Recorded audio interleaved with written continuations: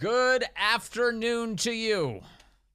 It's now 3:06 News Talk 105.9 WMAL, where we're making sense of the news. Coming up today, senior Trump 2024 campaign official Corey Lewandowski joins us here this hour. We'll talk to him about so many developments in the 2024 race. Jonathan Fahey joins us at 4:30. He's the former acting ICE director. We'll get his reaction to this idea that, oh yeah, Kamala Harris, she's the one who's tough on the border. And Hung Cao is with us, great Navy veteran and current Republican nominee for Senate in the great Commonwealth of Virginia. He spent the day with President Trump.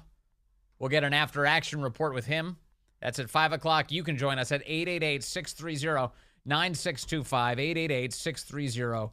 888-630-WMAL would be great to have you with us today. President Trump was in Arlington this morning paying his respects to the families of the fallen killed at the Abbey Gate now 3 years ago today. Here's President Trump.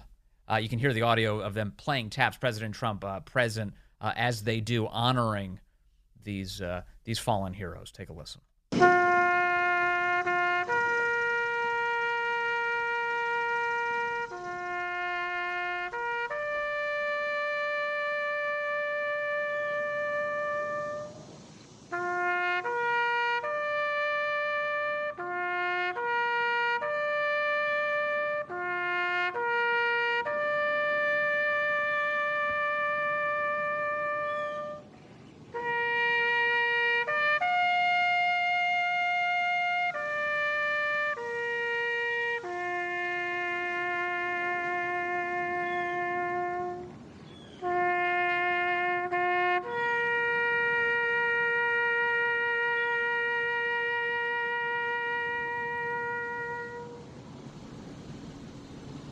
Always a haunting sound to hear taps played.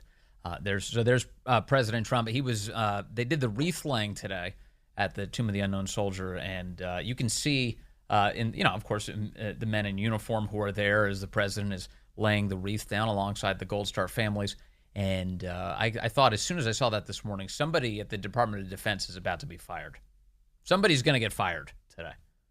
And not for the awful exit from Afghanistan that left those 13 service members dead, but instead the decision to allow President Trump to do a wreath laying at Arlington. That's controlled by the Biden administration, you see. We'll see. But you look at this and you're like, obviously President Trump is there. It looks like probably at the invitation of the Gold Star families. The Secret Service has to kind of work up a security plan anytime one of their protectees goes anywhere. So somebody had a little bit of advance notice, at least, that President Trump was going to do this. But this is the way, you can't help but think this is the way the Biden administration handles these types of things, which is in the most callous possible political ways. So it was a little surprising to see President Trump at Arlington. Not because I'm surprised that he would go, but I'm surprised that the Biden administration wouldn't interfere with it, that he was able to do that wreath laying today. Of course, over on the various cable news networks, CNN, they hated this. They hated the imagery of this. They don't want to see President Trump honoring these families. They're afraid that it might help him in the election. This is how they filter everything as well, just like Biden, through the lens of politics. You're a former Army Ranger. Is he politicizing these soldiers' deaths? Should he even be at Arlington? CNN's Jim Acosta talking to Democrat Congressman Jason Crow. National Cemetery, if he's going to make some politics out of this? Well, I also mourn the death of those 13 service members. You know, every death of a service member is a tragedy. At the same time, I mourn the deaths of the... At the same time is a substitute word for but. Over 2,400 service members who died during the 20 years we were at war. And I just look at President Biden, under whose leadership we actually ended and made the tough decision to end our nation's longest war. What? So, I mean, what a disaster. That moment in history 3 years ago today was the moment that Joe Biden impressed upon the American people that he should never be president of the United States again. That is crystal clear in every available survey. Every measurement of Biden's presidency collapsed 3 years ago today. And it was the death of those troops that played a huge role in the hearts and minds of so many Americans who said this can't be allowed. You watched as human beings were falling from airplanes, leaving Afghanistan in that frenzied, ridiculous way, and abandoning so much of our material behind, billions of dollars of equipment, leaving it to the control of the Taliban, giving up Bagram well ahead of when that should have occurred. That should have been the last thing we gave up. We gave up Bagram first. All the prisoners who were there released back onto the battlefield. Just disaster after disaster. And, of course, President Biden's own behavior upon receiving the bodies of the 13 service members here in the United States, which left the American people with a lasting impression about his callous, careless, destructive presidency. So here you have Democrats looking to, even at this date, trying to spin all of that to somehow suggest that Joe Biden deserves a lot of credit, that he's great for the troops. It's just awful. And, of course, Kamala Harris, look, let's talk about who wasn't there today for the wreath laying. Biden wasn't there. Biden's on his 5 millionth vacation. He has like almost nothing on his schedule. Corey, is this true? Biden tweeted today the names? Did he tweet the names of the 13? Was that the first time he's ever invoked them? The first time. 3 years later, he's no longer a candidate for president. And he burps out a tweet, meaning he didn't write it at all. Somebody around him. You think Biden knows how to access Twitter? No. He has no idea. It's actually one letter, x.com. And my guess is he couldn't navigate to it. And so for the first time, now that he's not running for re-election, he feels some level of comfort to express their names. Some staffer does on X. Meanwhile, Kamala Harris not present today at the wreath laying at all. And remember, she was an essential component to this. I love how the current posture of the left is we're going to distance Kamala from everything that's bad. Well, that's the entire Biden administration, so I don't know what you're going to do. Well, on her first day as president, she's going to fix everything. What do you mean fix everything? You mean the problems that she was involved in creating? And it's not like sometimes with vice presidents, you can say, well, they're distant figures. They're irrelevant government officials. This is usually how we talk about vice presidents. It has been historically, because by and large, it's true. Vice presidents are there for kissing babies and ribbon cuttings, and they don't do anything. But here's the problem.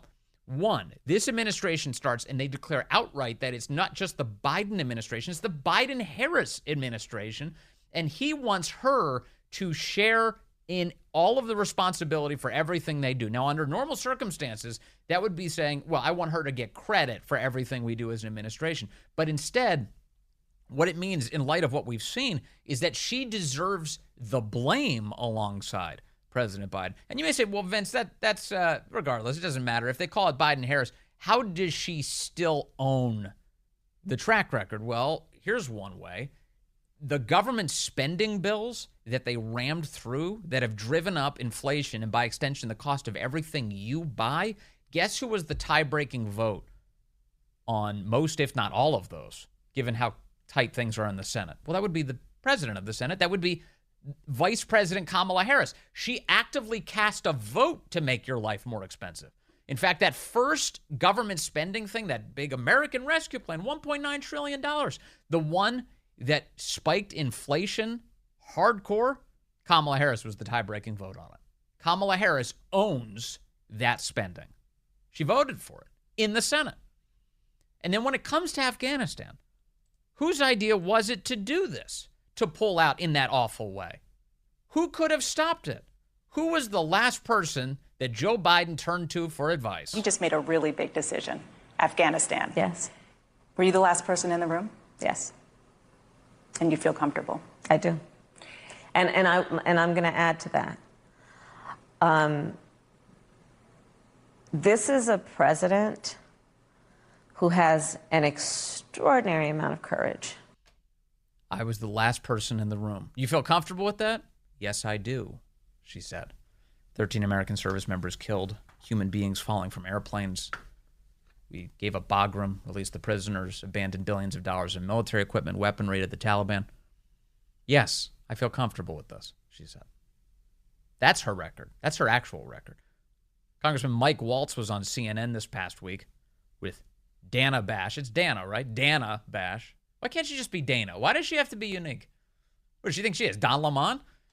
Just be Dana. She's Dana Bash. They were talking about Afghanistan last week. As you well know, the Trump administration negotiated the withdrawal agreement from Afghanistan with the Taliban and the State Department. A conditional agreement, and he left Bagram Air Base. He left 2,500 troops. His advisors came to him and said, the Taliban haven't lived up to it.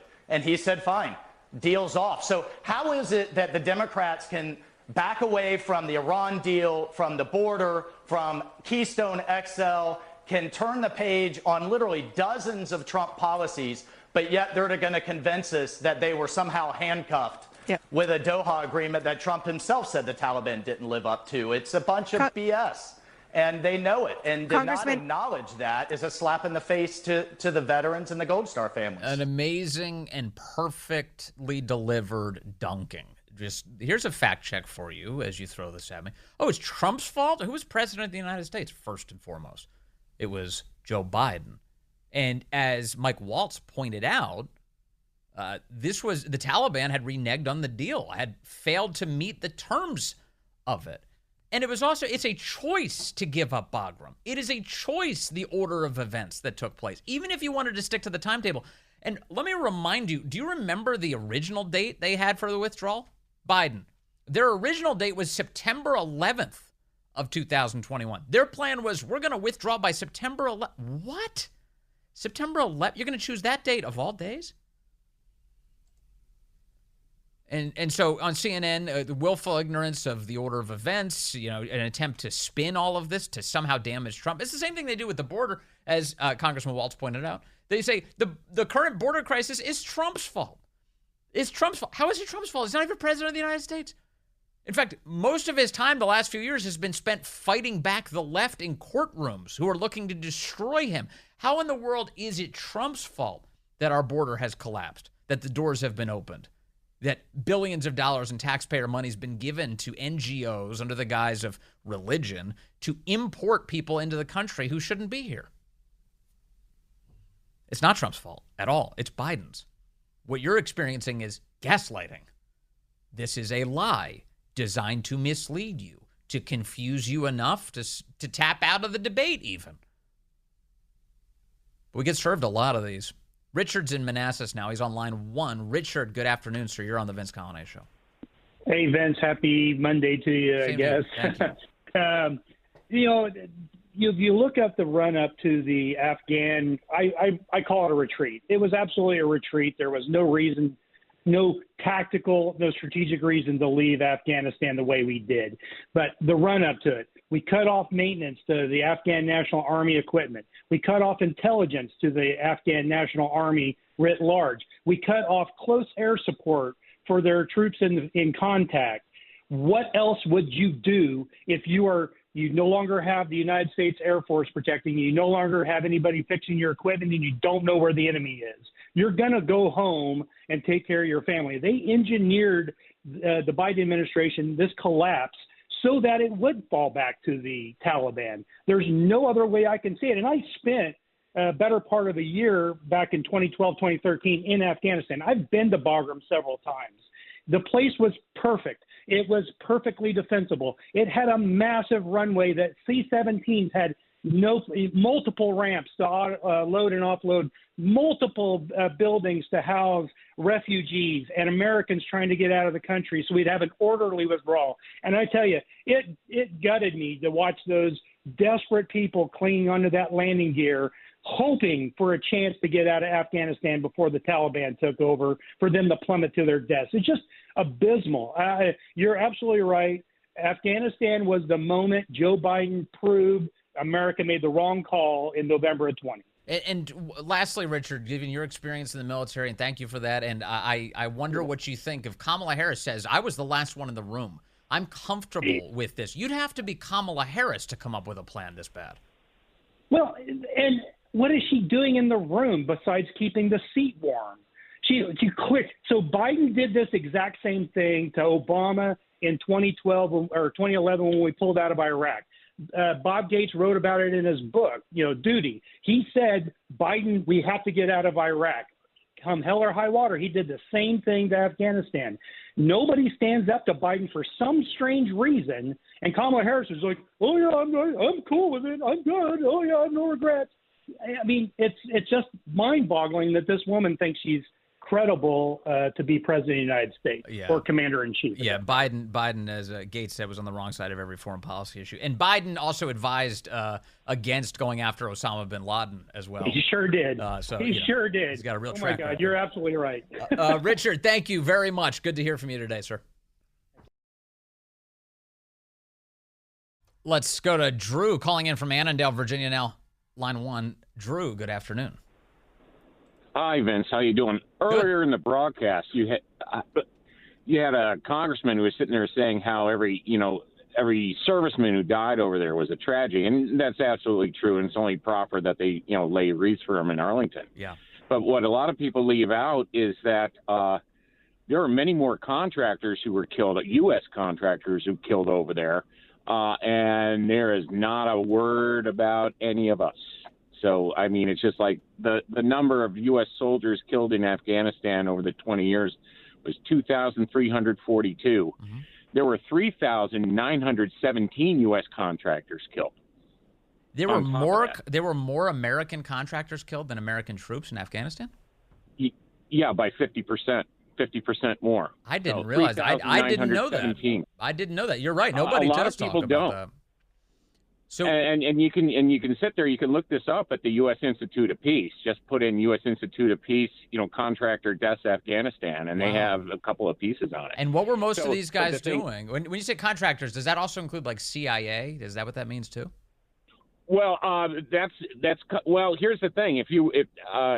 The thing is military deaths are required by law to be reported by the Department of Defense. Got it. Civilian contractor deaths are voluntary through the Department of Labor. Got it. So the thing is that there's no. Well, you can imagine it's not much of a selling point for a company. About 50% of the guys we send over there don't really come back. Wow. It's not great. It's not great for recruiting. Yeah. But the thing is almost all these jobs that would side by side with the military.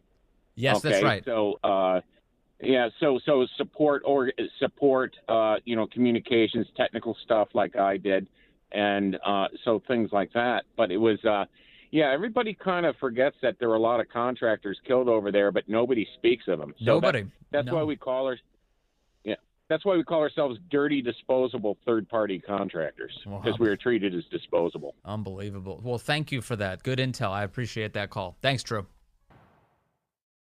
Hey, good afternoon to you. It's 3:36 here, News Talk 105.9 WMAL, where we're making sense of the news. Coming up here at 4:30, we'll be joined by the former acting ICE director, Jonathan Fahey, talk to us about Kamala's latest turn as a tough-on-the-border politician. And Hung Cao, candidate for United States Senate in Virginia, joins us at 5 o'clock today after earlier being with President Trump throughout the morning in Virginia.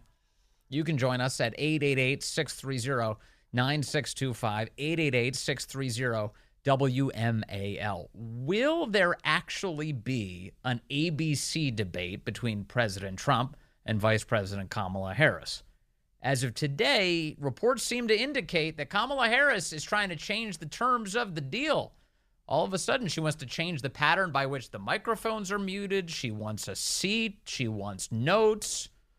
What's going on here? Let's bring in Corey Lewandowski. He's a senior Trump 2024 campaign official, and he joins us on the phone. Hello, Corey. Good to have you back with us, sir.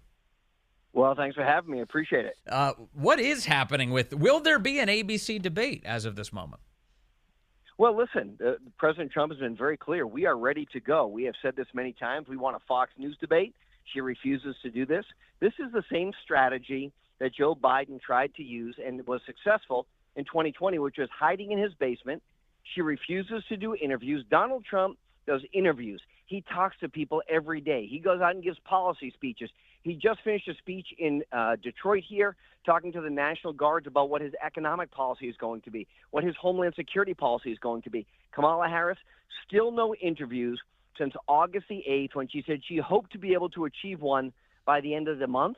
I mean, what is going on here? She doesn't want to have a debate with Donald Trump because she knows it will be the same thing that happened when Joe Biden debated Donald Trump. It was a one-sided operation. Donald Trump destroyed him. You know, one of the ironies here is after they did the switcheroo, President Trump's campaign comes along and says, okay, we want to do 3 debates with Kamala Harris. That's what we'd like to do. And they responded, no, you already agreed to just the 2 debates. And obviously that was when Biden was still running. So why not just look at this and go, okay, if that's how you view it, then why not just accept the terms as we negotiated in the first place, which are to have that ABC debate, to be standing, no notes, and then we mute the microphone when you're not speaking? Because she's afraid to. Look, every time Kamala Harris speaks, her word salad, gets more jarbled. And so she's afraid to go and debate Donald Trump because we know she wants to turn America into a sanctuary country as opposed to what she did in California, which is turning all of these counties into sanctuary cities. And what's even worse is her policies have become a wish list for MS-13, for criminals, and for the people like Greta Thunberg who believe that, the environment is the worst issue facing our world right now. The reality is, whether it is Kamala Harris or her running mate Tim Walz, they are completely out of the mainstream of where the rest of America is, and that's why they are the most radical duo to ever face the electorate in this country. So as of today, do you think this debate will actually occur or no? Well, unless she's afraid to. Look, we're ready to go. We've said that. We're ready to do exactly what we've already agreed to. Donald Trump is not afraid to do that. He's answered questions, continues to answer questions. What is she hiding from? She's hiding from her record because she continues to change her record from where she was campaigning 4 years ago to where she's been as the border czar under the Biden administration to now try and rewrite history, and that's why she doesn't want to be held accountable. Yeah, she's. It sounds like sometimes I think she's like taking all of your campaign's talking points. She claims she's now for no tax on tips. She now claims she wants to be really tough on the border. She even has a campaign ad. Have you seen this, Corey Lewandowski? A campaign ad that features pictures of border wall that was built during the Trump administration, as if she's tough on the border. It's incredible. I was at the border last week with President Trump. We were down there listening to the families who have victims of this just immigrant crisis, which has perpetuated under Kamala Harris, Joe Biden, and now Tim Walz. Look, people don't want to talk about it. 10 million illegals have crossed the border that we know of. That doesn't account the gotaways. We know there are at least 99 who've been on the terrorist watch list that we've been told about. So this is a crisis of epic proportions. She was supposed to be the border czar. Then she said she has nothing to do with the border. And the one time she was asked a question by a mainstream reporter, his name is Lester Holt, he said, well, you haven't been to the border. How can you be a border czar? Her response was, well, I haven't been to Europe either. Well, she's not exactly the Europe czar, thank God. I mean, the problem is Kamala Harris, understands that if she stays in the basement, she will not be held accountable by the mainstream media. And what did we see just yesterday when Tom Cotton was on the Sunday shows? The host that Tom Cotton was talking to on one of the major national networks was an apologist for Kamala Harris and sat there and defended her policies as opposed to letting Senator Cotton just speak.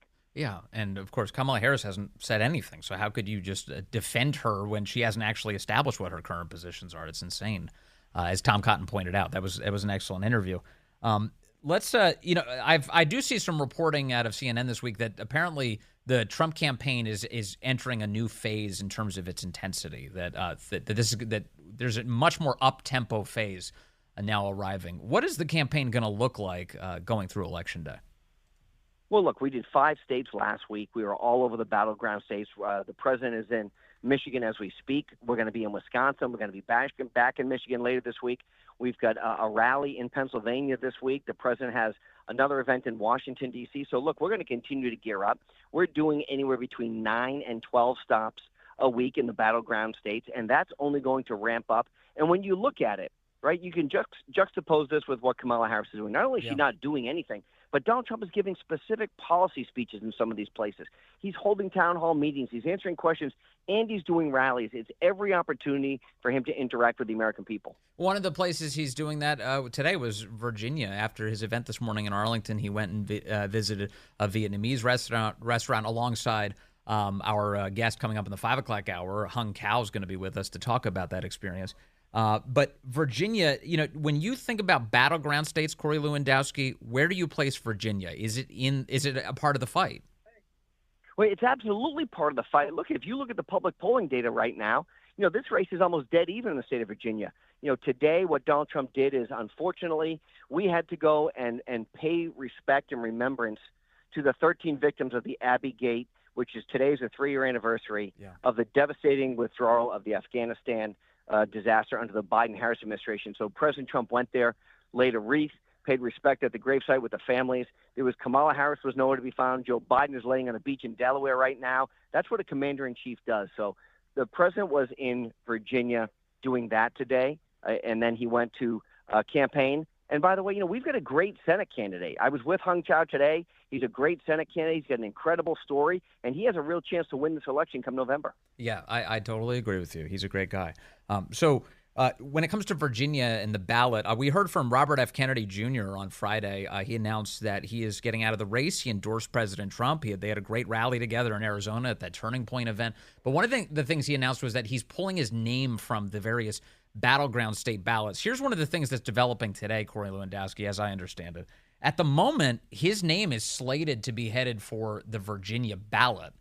Now, I don't know. I haven't heard anything about his campaign pulling his name off of the Virginia ballot. Can you tell us anything about that? Do you know whether or not Robert F. Kennedy's name is going to appear on that ballot in the Commonwealth? Well, I've talked to his team often. I was with him on Friday. What an incredible endorsement that was in Glendale, Arizona. The place was just raucous. And we're so honored to have his endorsement. Look, the reality is in the 10 battleground states, Bobby Kennedy and his team have said they'll take their name off the ballot. Virginia, I believe, to be one of those. Maine is going to be one of them. Most people don't think of Maine as a battleground, but the Maine 2nd Congressional District is one that's apportioned based on just the election in that congressional district. So Bobby's going to have his name off of that as well. And so the reason that that's so instrumental is because when you look at the public polling data right now in some of these battleground states, where it is separating the candidates by 2 or 3 points, and Bobby Kennedy's getting anywhere from 3 to 5 points, we know that's going to help us. He's now campaigning actively with the Trump campaign. We're going to see him on the road a lot, talking to the electorate about what they did to him, because he was wronged by the system. If it would have been a free and fair election, he would have had the chance to run against Joe Biden, probably would have beat Joe Biden, but instead they just coronated Kamala Harris and made her the nominee. Obviously, you've been there throughout all of President Trump's career here in presidential politics. You've seen the coalition that he's built, and it is a very unique coalition in American political history. Today, we saw Congresswoman Tulsi Gabbard join the ranks of Democrats who are supporting President Trump. Should we expect more of these, more Democrats coming out and saying, I'm with Trump? Well, you will see. Why? Because, Tulsi Gabbard said the same thing as so many others have said. She didn't leave the Democratic Party. The Democratic Party left her. Think of what they stand for now. They stand for mass migration into the country, a country with no borders. They stand for price controls. They stand for socialist, if not Marxist views. That's not where mainstream America is anymore. And Tulsi Gabbard had the opportunity as a member of Congress to see that firsthand. What they did to her when she ran for president 4 years ago is they devastated her. If you remember, she had that great takedown of Kamala Harris during the debate. And so, she looked at what's happened to her over the last 4 years and how this country has fundamentally changed and said the only way to save this country from socialism and from becoming a third world nation is to join the Trump team. And so we're proud to have her endorsement today. She spoke at the event with us in Michigan. She's traveling with us today. And I think you're going to see a lot more of Tulsi Gabbard on the road as well. And is it true that she's working with President Trump to help prepare him for a debate against Kamala Harris, given that she's already squared off against her? Well, when you say prepare, look, I think Donald Trump's been preparing for debates his entire life. And so is she one of the many voices who has an opportunity to have his ear directly and give advice and counsel? You bet she is. And we're proud of that. There's many people who have the opportunity to do that. And if Kamala Harris comes out of the basement and is willing to engage with us, we will be ready for that debate. All right. Corey Lewandowski, senior Trump 2024 campaign official. Always good to talk to you, Corey. Thank you very much for your time today, sir. Hey, thanks so much, guys. Thanks. That's Corey Lewandowski joining us on the phone today. Again, President Trump was in Virginia this morning in Arlington, and then subsequently at a Vietnamese restaurant and community center, and had some great visits there. Hung Chow was with him all throughout the morning, and the retired Navy captain will be joining us at 5 o'clock to discuss that. Let's see here. I've got Nick calling in from Georgia now, line 3. Nick, good afternoon, sir. You're on the Vince Coglianese Show. Hey, Vince. I was thrilled. You got a Corey on. It's nice to have him back on the team.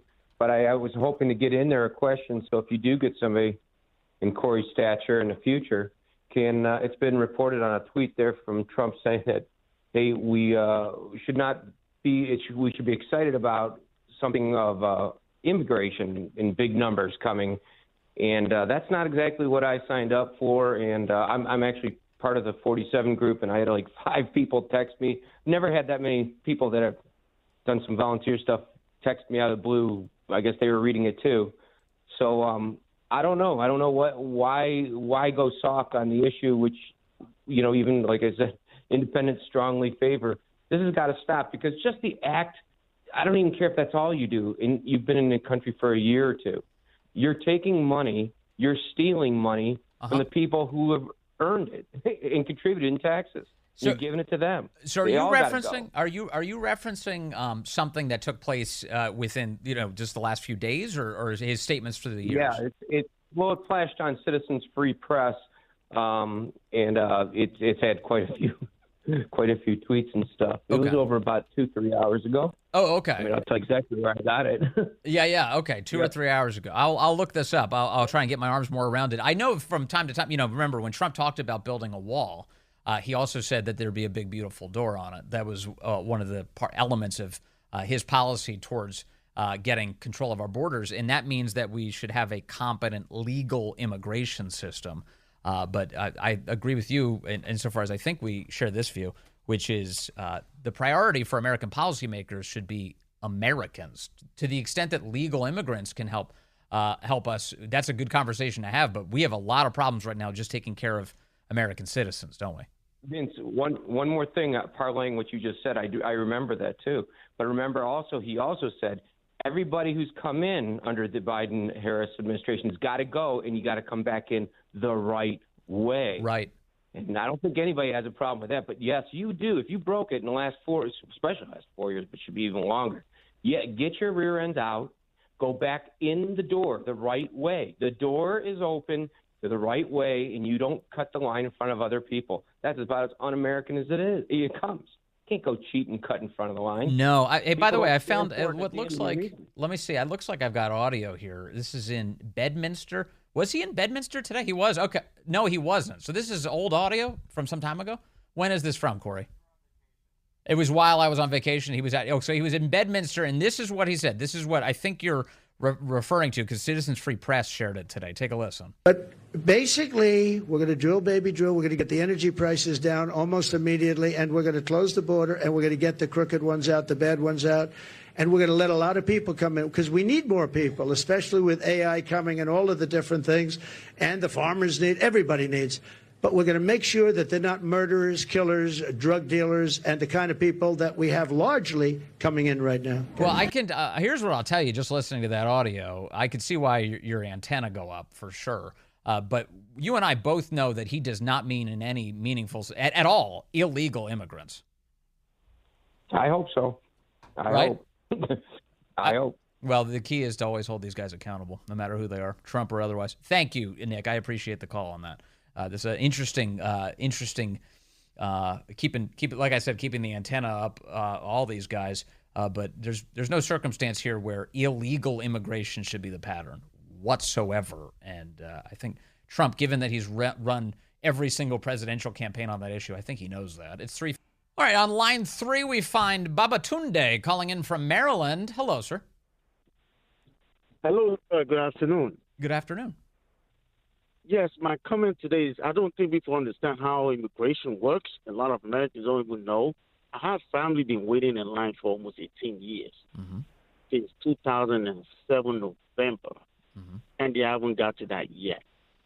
Okay, so why will I have sympathy on somebody to, getting through the illegal way when I have to have my own family member to wait that long? Exactly right. Exactly right. So legal immigrants go through it the right way, and it sometimes certainly at immense cost and immense time, as you point out. You've been waiting since 2007. That's a long time, and you're watching people just pour across our border from every nation on earth, thinking they're entitled to the thing that your family has been following the rules, trying to get in on.